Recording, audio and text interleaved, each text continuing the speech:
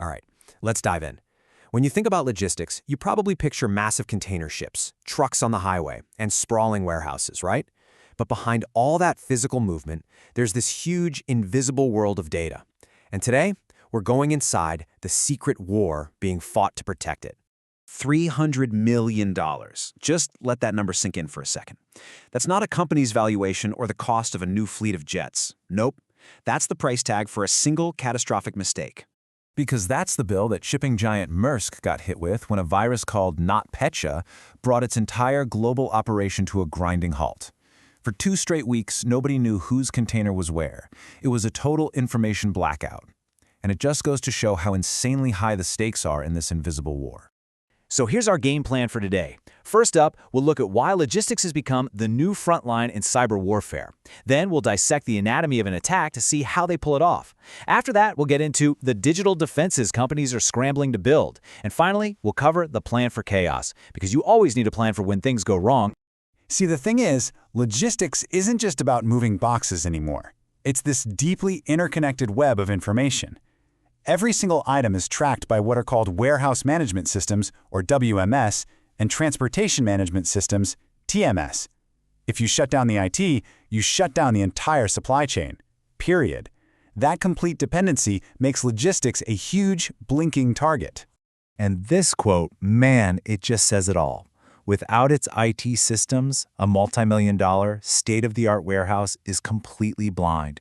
Forklifts don't know where to go, conveyor belts just stop, and the whole place is paralyzed. It's like flipping a switch and going right back to the Stone Age. Okay, so we've got the why. We know why logistics is such a juicy target. Now let's dig into the how. How do these attacks actually work? What are the weapons of choice in this digital war? The big one, the one you hear about all the time, is ransomware. Imagine hackers break into your system, but instead of stealing your data, they lock it all up with a key that only they have. They encrypt everything. Suddenly, you can't see your inventory, you can't plan routes, you can't do a thing until you pay them. Your whole operation is held hostage.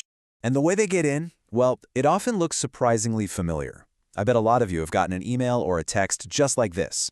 It's called phishing. It's a simple, urgent message designed to make you panic and click before you even think. This is the digital key that hackers use to unlock the front door to massive corporations. So what are the red flags? First, always check the sender's actual email address. If you hover over the name, you'll often see it's from some bizarre, unofficial-looking domain. Second, be super suspicious of anything that tries to create panic or urgency. And third, before you ever click a link, hover your mouse over it to see the real web address it's trying to send you to. But it doesn't stop with phishing. Attackers can get creative. They might hit a smaller, less secure supplier to sneak into their real target. They can fake data from smart sensors on trucks or just trick an employee into opening a file that looks legit. They can even use AI to clone a CEO's voice to call the accounting department and authorize a huge fraudulent payment. The tech is getting scary good. And this is where the digital threat has terrifying, real-world consequences. A dispatcher is sitting at their desk, looking at a screen. It shows a truck moving perfectly on schedule. But in reality, that's fake GPS data being fed to the system. The actual truck, packed with valuable cargo, is being stolen and driven in the completely opposite direction. Okay, that's a lot of scary stuff, I know. So let's pivot and talk about how to fight back. How do you possibly defend against all these different kinds of attacks? Well, you have to build a digital fortress, one with multiple, overlapping layers of defense. The foundation of this whole fortress is a simple but incredibly powerful idea called the principle of least privilege. Basically, it means that a warehouse worker's login should let them update inventory, sure, but it shouldn't let them access sensitive financial reports. You give people access only to what they absolutely need to do their job, and nothing more. That way, if an account gets compromised, the damage is contained. The next step up from that is a concept called zero trust. Now, the old model was kind of like a castle with a moat. It was hard to get in, but once you were inside the network, you were generally trusted. Zero trust throws that whole idea out. It assumes the bad guys are already inside the walls. It trusts nothing and verifies every single request, even if it's coming from the CEO's computer. And of course, the data itself needs to be protected. This happens in 2 main states. Data at rest means you're encrypting the files sitting on a hard drive. So if someone steals a laptop, all they get is a bunch of unreadable gibberish. Data in transit is all about securing that information while it's moving across the internet, using things like HTTPS. You absolutely have to do both. But what about that devastating ransomware attack we talked about? What happens if they get through all your defenses and lock up every single one of your files? In that worst-case scenario, there is one ultimate safety net. It's not glamorous, but it is the only 100% reliable protection, a good backup. The gold standard in the industry for this is called the 3-2-1 rule. It's a super simple but really powerful strategy. The 3 means you should have at least 3 copies of any critical data, the original, live data, plus 2 backups. Next up is the 2. Those copies need to be stored on at least 2 different types of media. So, for example, you might have one backup on a server's hard drive and another on, say, magnetic tape. Why? Because it protects you if one specific kind of storage hardware fails completely. And finally, the 1. This one is probably the most important. At least one of those backup copies has to be stored in a completely separate off-site location.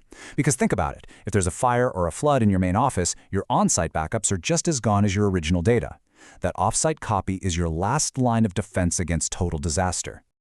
Okay, so your fortress is built, your backups are solid, but the unthinkable happens anyway. The attackers still get through. Now what? You have to have a plan for total chaos.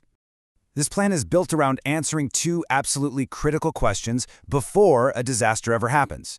First is the RTO, or Recovery Time Objective. That's asking, what's the absolute maximum amount of time we can be offline before the business suffers permanent damage?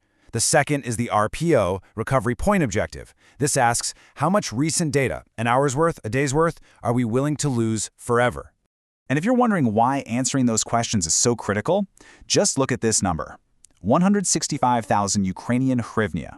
That's the estimated cost for just 1 hour of IT downtime at a distribution center. 1 single hour. When every 60 minutes costs that much money, you can see why having a plan for a fast recovery is everything. And you know what's funny? The plan for when the high-tech systems fail is often surprisingly low-tech. It's all about keeping the physical world moving when the digital one has stopped. You do things like print out the day's orders ahead of time, just in case.